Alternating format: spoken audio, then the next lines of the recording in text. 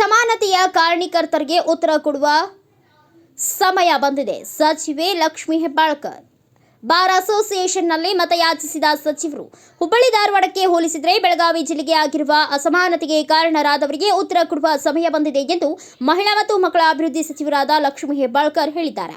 Belagavi bar association ಸಮುದಾಯ ಭವನದಲ್ಲಿ ಮಂಗಳವಾರ ನಡೆದ ಚುನಾವಣಾ ಪ್ರಚಾರ ಸಭೆಯಲ್ಲಿ ಮಾತನಾಡಿದ ಸಚಿವರು, ಬೆಳಗಾವಿ ಜಿಲ್ಲೆಗೆ ಅನ್ಯಾಯ ಮಾಡಿದ ಜನತೆ ಎಂದಿಗೂ ಕ್ಷಮಿಸುವುದಿಲ್ಲ. ಮುಖ್ಯಮಂತ್ರಿ ಜಿಲ್ಲಾ ಉಸ್ತುವಾರಿ ಸಚಿವರಾದಾಗಲೇ ಏನೂ ಮಾಡದವರು ಈಗ ಬೆಳಗಾವಿಗೆ ಬಂದು ಏನು ಮಾಡಲು ಸಾಧ್ಯ ಎಂದು ಪ್ರಶ್ನಿಸಿದರು.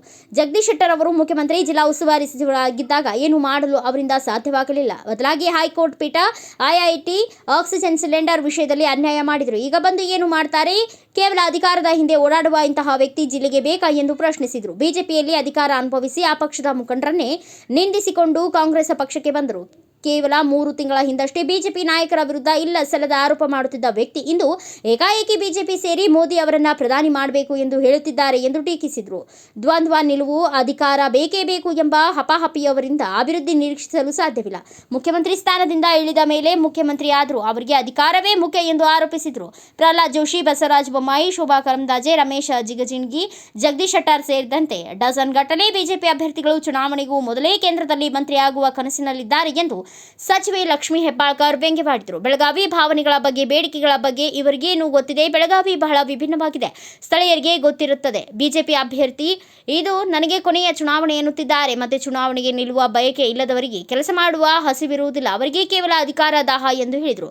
ಜನರು ಮನಸ್ಸು ಅರಿತು ಎಲ್ಲರನ್ನ ವಿಶ್ವಾಸಕ್ಕೆ ತೆಗೆದುಕೊಂಡು ಕೆಲಸ ಮಾಡಿದರೆ ಅವನು ಜನನಾಯಕನಾಗಲು ಸಾಧ್ಯ. ಮೃಣಾಲ್ ಹೆಬ್ಬಾಳ್ಕರ್ ಖಂಡಿತ ಉತ್ತಮ ನಾಯಕನಾಗುತ್ತಾನೆ ಎಂದು ಸಚಿವರು ಹೇಳಿದರು.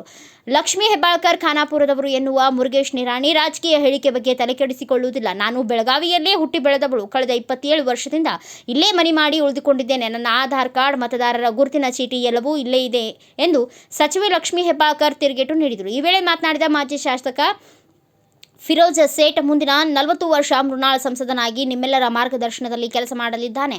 ಬೆಳಗಾವಿ ಅಭಿವೃದ್ಧಿಗೆ ಎಲ್ಲರೂ ಸೇರಿ ಕೆಲಸ ಮಾಡೋಣ ಎಂದು ಹೇಳಿದರು. ಶಾಸಕ ರಾಜ ಸೇಠ್ ಮಾತನಾಡಿ, ಮೃಣಾಲ್ ಒಬ್ಬ ಸೌಜನ್ಯ ಹೊಂದಿರುವ ವ್ಯಕ್ತಿ. ತಾಯಿಯವರ ನಿಷ್ಠೆ, ಶ್ರಮ ನೋಡಿ ಕಲಿತಿದ್ದಾನೆ. ಮುಂದೆ ಒಳ್ಳೆಯ ಸಂಸದನಾಗಿ ಕೆಲಸ ಮಾಡಲಿದ್ದಾನೆ ಎಂದರು.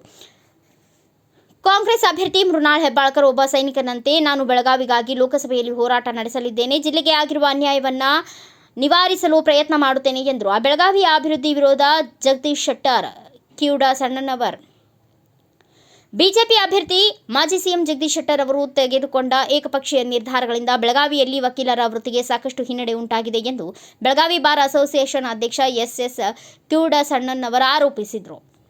ವಿನಾಯಕ ಸೈನಿಕರ ನಗರದಲ್ಲಿ ಮತಯಾಚನೆ. ವಿನಾಯಕ ನಗರ ಸೈನಿಕರ ನಗರದಲ್ಲಿ ಮಹಿಳಾ ಮತ್ತು ಮಕ್ಕಳ ಅಭಿವೃದ್ಧಿ ಸಚಿವರಾದ ಲಕ್ಷ್ಮೀ ಹೆಬ್ಬಾಳ್ಕರ್ ಮತಯಾಚಿಸಿದರು. ವಿವಿಧ ಮುಖಂಡರ ಮನೆಗಳಿಗೆ ಭೇಟಿ ನೀಡಿ ಕಾಂಗ್ರೆಸ್ ಅಭ್ಯರ್ಥಿ ಮೃಣಾಲ್ ಹೆಬ್ಬಾಳ್ಕರ್ ಅವರನ್ನ ಗೆಲ್ಲಿಸುವಂತೆ ಮನವಿ ಮಾಡಿದರು. ಈ ವೇಳೆ ಬೆಳಗಾವಿ ಉತ್ತರ ಕ್ಷೇತ್ರದ ಮಾಜಿ ಶಾಸಕ ಫಿರೋಜ್ ಸೇಠ್, ಶಾಸಕ ರಾಜು ಸೇಠ್, ಕಾಂಗ್ರೆಸ್ ಅಭ್ಯರ್ಥಿ ಮೃಣಾಲ್ ಹೆಬ್ಬಾಳ್ಕರ್ ಉಪಸ್ಥಿತರಿದ್ದರು. ಬ್ಯೂರೋ ರಿಪೋರ್ಟ್ ಪ್ರತೀಕ್ ಚಿಟಗಿ, ಭಾರತ ವೈಭವ news, Belagavi. Thanks for watching. Read, discuss and debate with editor Dr. Yan Prashant Rao. Wanted reporters in print, digital and visual media for Bharat Vaibhav Daily Newspaper, BV News Channel and BV Fast Web News from all the talukas of Karnataka. If interested, send your resume to 9482633333.